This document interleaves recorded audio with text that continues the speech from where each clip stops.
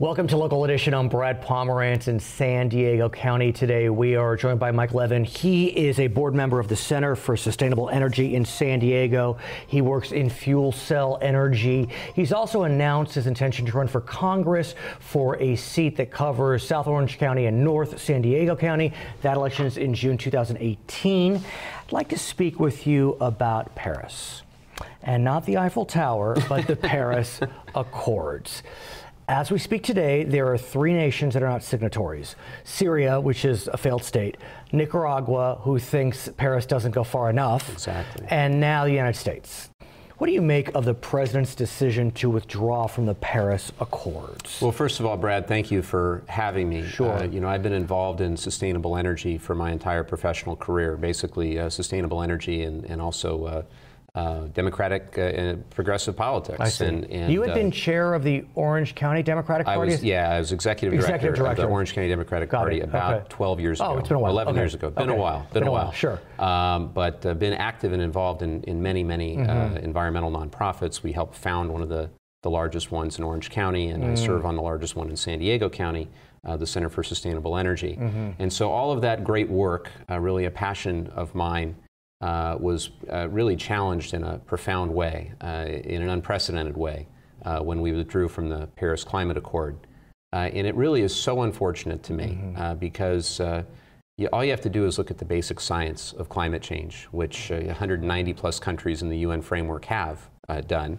And as you said, really only us in Syria were the only ones that think that the framework doesn't, or the Paris Climate Accord doesn't go far enough. I want to ask you, though, about the science, because Sure. when we look at the science, I guess the statistic we hear is 97% of climate scientists believe that the warming temperatures are as a result of human activity, at least in some form.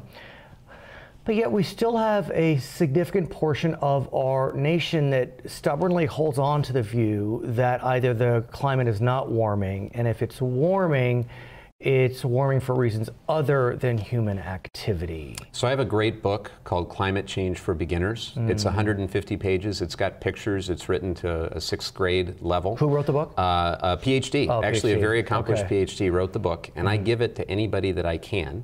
I've given it to, I sent a copy off to the Trump administration, to particular members of Congress who shall remain nameless, but the book lays that case out so clearly and convincingly. And again, it's written for a 6th grade level. I think if people just slowed down and realized that there are multi-billion-dollar corporations that are benefiting every single day from the status quo. Although what's interesting is many of those multi-billion-dollar corporations, even those in fossil fuels, were urging the Trump administration to stay in Paris. Right. Which found, to me, was really remarkable.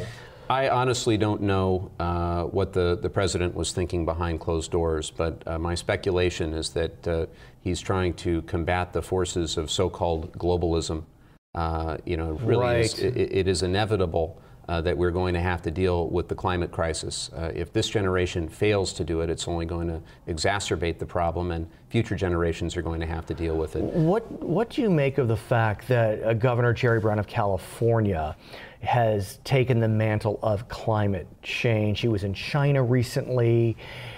I mean, look, if California were a nation, we're the 5th, 6th largest economy in the world. We still only have, a fraction of the people in the world, but we are an emitter, a significant emitter.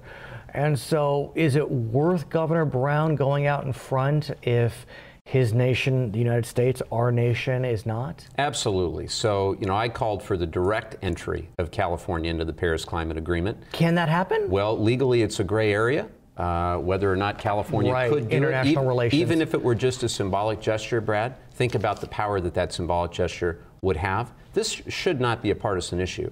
Let's not forget that Arnold Schwarzenegger was governor when we passed AB 32, a landmark piece of legislation that has subsequently led to significant greenhouse gas reduction. Let's not forget that Republicans and Democrats alike have embraced things like cap and trade. We think of cap and trade as being some proposal that's democratic, but in reality it was the Bush administration, the Reagan administration that started it. What's interesting about cap and trade is The program has gone through some fits and starts. It's had some great auctions. It's had some weak auctions. But even some Democrats have been wary of extending cap and trade here in California. That's not to suggest that California doesn't continue to hold strongly to its green mantra, but we're not monolithic on these issues. Well, I think it's very important that we continue the cap and trade program in California. I've personally seen significant good come from it. Things like low carbon transportation fuels and other power generation emissions reduction. What do you say to these Democrats, many whom come from more socioeconomically challenged districts, who are nervous about cap and trade?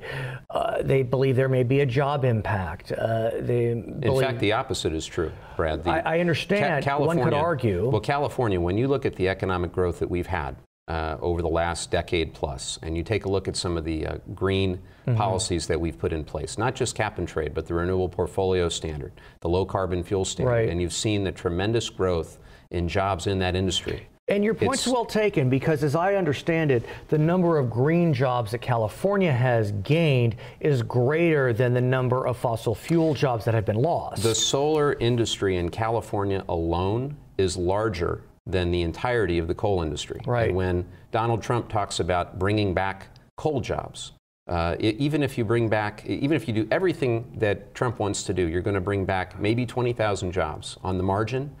We do that so easily with clean energy in California, and solar and wind and biofuels. But how do folks like yourself convince wavering Democrats on cap and trade questions? Because look, we may have a lot of solar jobs, but they may not be in these socioeconomically challenged districts. What I do when I speak across the 49th Congressional District, and you have, it's a unique district in that you've got a lot of folks that are conservative but live near the coast. Right? They don't want a dirty beach. They don't want dirty air and dirty water. Many of them have embraced electric vehicles. Many of them have put solar on their rooftops. They know that we only get one planet. There is no planet B. And that's what I wish the Trump administration would acknowledge. We only get one chance to get this right. If we damage our planet in an irreversible way because of our own actions or lack of actions, that's something that my kids, I have a 5-year-old and a 3-year-old at home, I'm thinking about what type of air they will breathe and what type of water they will drink. So is the best place for you to effectuate positive change Washington or Sacramento? So I think we have an outstanding opportunity to do something in Washington, because we've hit a nadir now in our leadership. We've gone from a leader in providing some global solutions to climate change to a laughingstock the world over, literally there with Syria at the very bottom of the barrel in terms of determining how we're going to solve the climate crisis.